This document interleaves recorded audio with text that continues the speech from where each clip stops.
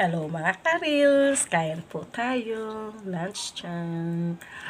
Ayan, pag kumain ka, tayong mga nanay, tayong pinakauling kakain.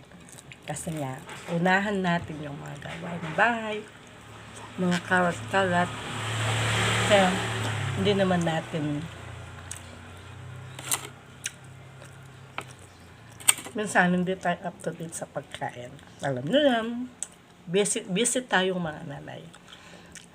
Kaya kung ako sa inyo, huwag kayong magpa-stress. Kasi kahit na may anak tayo, lalo na kung may pamilya na tayo, kung may mga pamilya, may kanya-kanyang pamilya na sila, hindi natin awak ang isip nila. Anak nga natin sila, kahit may apo na tayo. Siyempre, kailangan, ingat pa rin tayo. Huwag tayong masyadong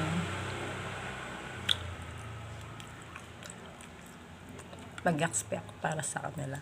Kasi, may kanya-kanya na tayong buhay. Kaya kung ako sa'yo, mag-enjoy ka na lang.